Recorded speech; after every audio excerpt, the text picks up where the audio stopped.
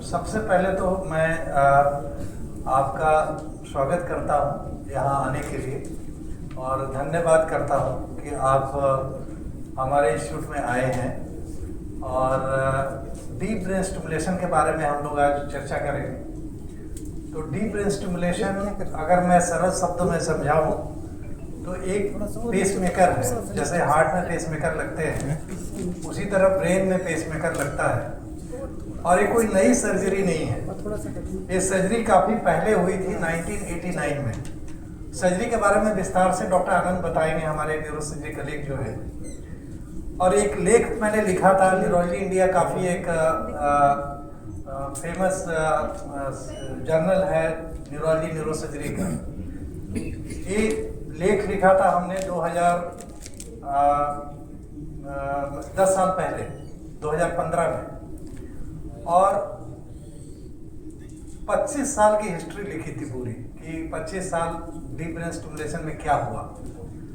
और अगर आप देखें 2015 से 2025 तो 15 साल और जोड़ लीजिए तो 40 साल हो गए, 35 साल हो गए। तो 35 इयर्स ओल्ड सर्जरी है, कोई नई सर्जरी नहीं है और वेल एस्टैब्लिश सर्जरी है। और एक और लेख लिखा था न्यूरोलॉजी इंडिया में ही, deep brain stimulation current status. और एक और लिख रहा हूं 2025 में, current status 35 years, what is the status of deep brain stimulation, because कई चीजें चेंज हो गई हैं और कई नए रिसेंट एडवांसेज आए हैं। तो अगर आप देखें तो इस टेक्नोलॉजी में 3 चीजें बहुत ही अहम हैं, एक न्यूरो स्टिमुलेटर, एक एक्सटेंशन और एक लीड। तो न्यूरो स्टिमुलेटर जो है वो बैटरी का पैक होता है और उसमें एक लीड होती है, लीड ब्रेन में लगी होती है और लीड एक एक्सटेंशन वायर से बैटरी से जुड़ जाती है। तो आप देखें इस फोटो में तो ये लीड है, ये बैटरी है और एक एक्सटेंशन वायर से ये लीड से जुड़ी हुई है। और मेजॉरिटी ऑफ द पेशेंट्स में दोनों साइड लगती है। कुछ पेशेंट जैसे जिसमें सिर्फ कंपन है और एक ही साइड है, उसमें हम एक साइड ही लगाते हैं क्योंकि दोनों साइड लगाने की जरूरत नहीं होती। But majority of the patient में दोनों साइड लीड लगती है। ब्रेन के कई हिस्से हैं जहां लीड लगते हैं, जैसे एक हिस्सा होता है एसटीएन, एक जीपीआई, एक थैलेमस। लेकिन मेजॉरिटी ऑफ द पेशेंट में एसटीएन लीड लगता है क्योंकि वो सबसे ज़्यादा कारगर है और उसके बारे में सबसे ज़्यादा डेटा है। और कोई नहीं। सर्जरी के पहले हम एमआरआई करते हैं। एमआरआई करके उसके बारे में डॉक्टर आनंद आपको बताएंगे डिटेल में। एमआरआई एक ऐसी प्रक्रिया है जो सर्जरी के पहले हम करते हैं और सर्जरी के टाइम में कुछ हम देखते हैं कि ये कितना इफेक्टिव है और जब उसके बारे में बिल्कुल कन्विंस हो जाते हैं तब लीड को प्लांट करते हैं। ये सर्जरी का ओटी का माहौल है और ड्यूरिंग सर्जरी हम कुछ टेस्टिंग करते हैं और टेस्टिंग करके सही जगह पे हम लीड प्लेस हुआ है नहीं हुआ है उसको चेक करते हैं। तो जैसे ये पेशेंट पार्किंसन डिजीज का है, इसको हम चेक कर रहे हैं सर्जरी के टाइम में। और सर्जरी के टाइम पेशेंट जगा हुआ होता है, वो उसको हम पेन के लिए थोड़ा सा एनेस्थीसिया देते हैं। लेकिन आधी सर्जरी जो लीड डालने की है वो पेशेंट अवेक रहता है और कई न्यूरोफिजियोलॉजिकल पैरामीटर होते हैं जिसे मॉनिटर करके हम पता लगाते हैं कि लीड सही जगह पे है। और आप देखेंगे बड़ा ड्रामेटिक इम्प्रूवमेंट होता है। जैसे इस पेशेंट को कंपन है और सर्जरी के बीच में हमने स्टिमुलेट किया और स्टिमुलेट करने के बाद कंपन एकदम से बंद हो जाता है। ऐसा लगता है जैसे जादू हो गया। जैसे देखिए कंपन बिल्कुल बंद हो गया और जैसे ही स्टिमुलेशन बंद कर देंगे कंपन दोबारा आ जाएगा। तो इससे हमें पता चल जाता है कि हमारा लीड सही जगह पे लगा हुआ है। उसके बाद हम सर्जरी के बाद फिर एक सीटी स्कैन एमआरआई करते हैं, वेरीफाई करने के लिए सब ठीक है। इम्प्रूवमेंट काफ़ी ड्रामेटिक होता है। ये पेशेंट देखिए पार्किंसन डिजीज का है, कंपन इतना सीवियर है। सर्जरी के बाद पेशेंट आप देखिए बिल्कुल आपको पहचान में नहीं आएगा, यही पेशेंट है। एक ये दूसरा पेशेंट है,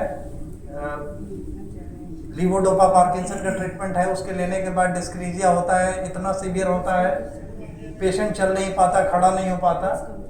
ड्यूरिंग सर्जरी, आफ्टर सर्जरी देखिए पेशेंट आपको पहचान में नहीं आएगा। ये पेशेंट अभी यहाँ बैठी हुई हैं, मैडम आपसे इनकी मुलाकात होगी। ये सर्जरी के पहले की वीडियो है और ये एक एक स्टेप चलने के लिए लोगों से इनको हेल्प लेने की ज़रूरत पड़ती थी, लेकिन सर्जरी के बाद देखिए इनकी स्पीड कितनी अच्छी हो गई है।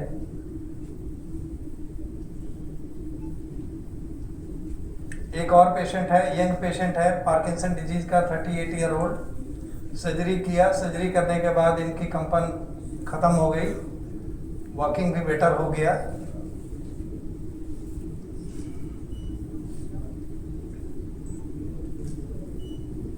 एक और बीमारी होती है डिस्टोनिया। डिस्टोनिया में क्या होता है, गर्दन टेढ़ी हो जाती है, हाथ पैर कई बार टेढ़े हो जाते हैं, उसमें भी डीबीएस की सर्जरी होती है। एक और हमारे पेशेंट हैं, उनसे भी आपकी मुलाकात कराऊंगा। ये डिस्टोनिया की लेडी है, ये मुंबई की लेडी थी, काफ़ी पहले हम लोगों ने डीबीएस किया इनका, और after DBS she almost became all right. ये एक अभी रिसेंटली किया, यहीं अमृता में, बंगाल के टीचर हैं। ये अपना जॉब खो चुके थे, सरकारी टीचर हैं लेकिन सरकार ने इनको बिठा दिया था। वेरी सीवियर, वेरी डिसेबलिंग, ये बिल्कुल चल नहीं पा रहे हैं और खड़ा नहीं हो पा रहे हैं। इनका खाना खाना मुश्किल है और कुछ भी अपने डेली रूटीन्स नहीं कर पाते हैं। और इनकी सर्जरी हुई, पैसे की बड़ी दिक्कत थी इनको, लेकिन उन्होंने कराई सर्जरी, और सर्जरी कराने के बाद ये काफ़ी अच्छा बेनिफिट हुआ। गर्दन में थोड़ी सी अकड़न बची हुई थी, लेकिन बाकी ठीक कर रहे हैं। और इनके पास आने जाने के पैसे की कमी थी, तो मैंने इनको कहा कि एक होम बेस्ड वीडियो बना के भेज दीजिए, तो इन्होंने वीडियो एक भेजा घर से बना के। आप देखिए, बिल्कुल आप पहचान नहीं पाएंगे, वही पेशेंट है। तो बंगाल में टीचर है, इन्होंने अपना जाके दोबारा जॉब ज्वाइन कर लिया है।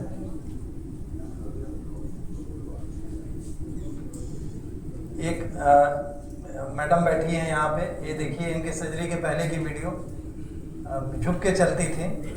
सर्जरी के बाद देखिए इनका झुकना काफ़ी बेटर हो गया है, अब सीधा चलती हैं।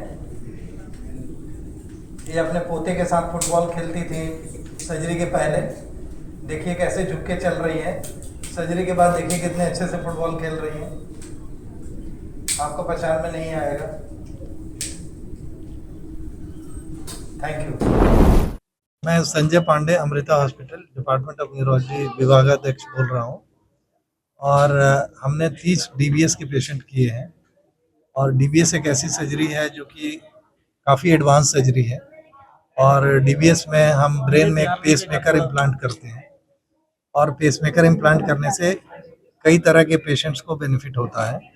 सबसे ज़्यादा बेनिफिट पार्किंसन डिजीज के पेशेंट्स को होता है, डिस्टोनिया के पेशेंट्स को होता है, और कई पेशेंट ऐसे हैं जो इस इलाज के बाद बिल्कुल नॉर्मल महसूस करते हैं, और उनकी दवाइयाँ कम हो जाती हैं, और उनकी क्वालिटी ऑफ लाइफ काफ़ी बेहतर हो जाती है।